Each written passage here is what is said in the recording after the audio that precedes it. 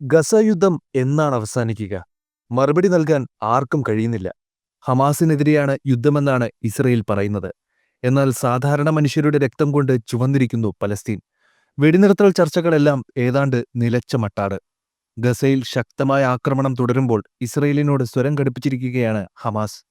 ഇസ്രയേലിൽ നിന്ന് ഹമാസ് പിടികൂടിയ ബന്ദികളുടെ മോചനവും അനിശ്ചിതത്വത്തിൽ തുടരുകയാണ്. ഇതിനെതിരെ ഗസയിൽ പ്രതിഷേധവും പുകയുന്നുണ്ട്. ബന്ദിമോചനവുമായി ബന്ധപ്പെട്ട അഭിപ്രായ ഭിന്നത രൂക്ഷമായതോടെ പ്രതിരോധ മന്ത്രിയെയും നെതന്യാഹു പുറത്താക്കി. ഇതിനെതിരെയും പ്രതിഷേധമുയരുന്നുണ്ട്. ബന്ദികളെ ഹമാസ് മനുഷ്യകവചമായി ഉപയോഗിക്കുകയാണ് എന്ന ആരോപണമാണ് ഉയരുന്നത്. അതിനിടയിലാണ് നിലപാട് വ്യക്തമാക്കി ഹമാസ് രംഗത്തു വരുന്നത്. ആദ്യം യുദ്ധം അവസാനിപ്പിക്കൂ, പിന്നീട് ചർച്ചയാകാമെന്ന ശക്തമായ നിലപാടാണ് ഹമാസ് സ്വീകരിച്ചിരിക്കുന്നത്. യുദ്ധം അവസാനിപ്പിച്ചില്ലെങ്കിൽ ബന്ദികളെ കൈമാറ്റം ചെയ്യില്ലെന്നാണ് ഹമാസിന്റെ ആക്ടിംഗ് ഗസ മേധാവി ഖലീൽ അൽ ഹയ്യ പറഞ്ഞത്. ഹയ്യ ഗ്രൂപ്പിന്റെ അൽ അക്സ ടെലിവിഷൻ ചാനലിന് നൽകിയ അഭിമുഖത്തിലാണ് ഖലീൽ അൽ ഹയ്യ നിലപാട് വ്യക്തമാക്കിയത്. യുദ്ധം നിർത്താതെ തടവുകാരെ കൈമാറാൻ കഴിയില്ല. ആക്രമണം അവസാനിപ്പിച്ചില്ലെങ്കിൽ എന്തിനാണ് തടവുകാരെ തിരിച്ചയക്കുന്നതെന്നും ഖലീൽ അൽ ഹയ്യ ചോദിച്ചു. ഇരുപക്ഷവും വിട്ടുവീഴ്ചയ്ക്ക് തയ്യാറാകാതെ മുന്നോട്ടു പോകുകയാണ്.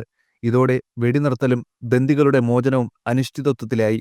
ഹമാസിനെ പൂർണ്ണമായും ഇല്ലാതാക്കിയാലേ യുദ്ധം നിർത്തൂ എന്നാണ് നെതന്യാഹുവിന്റെ പിടിവാശി. 251 പേരെയാണ് ഇസ്രയേലിൽ നിന്നും ഹമാസ് ഗസയിലേക്ക് കൊണ്ടുപോയി ബന്ദികളാക്കിയത്. ഇതിൽ 97 പേർ ഇപ്പോഴും ഗാസയിൽ തുടരുകയാണ്. ബന്ദികളെ മോചിപ്പിക്കാൻ സഹായിക്കുന്നവർക്ക് വൻ പാരിതോഷികമാണ് ഇസ്രയേൽ പ്രഖ്യാപിച്ചിരിക്കുന്നത്. ഓരോ ബന്ദിക്കും $50 ലക്ഷം വീതം നൽകുമെന്നാണ് നെതന്യാഹുവിന്റെ വാഗ്ദാനം.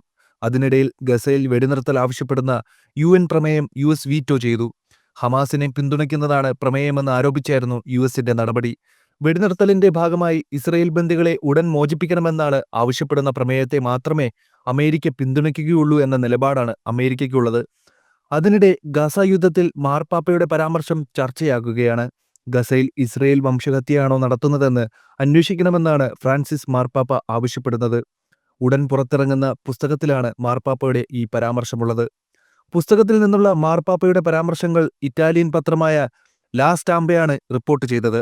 മാർപ്പാപ്പയുമായുള്ള അഭിമുഖത്തിന്റെ അടിസ്ഥാനത്തിൽ ഹെർനാൻ റെയ്സ് അൽക്കൈഡാണ് പുസ്തകം തയ്യാറാക്കിയത്.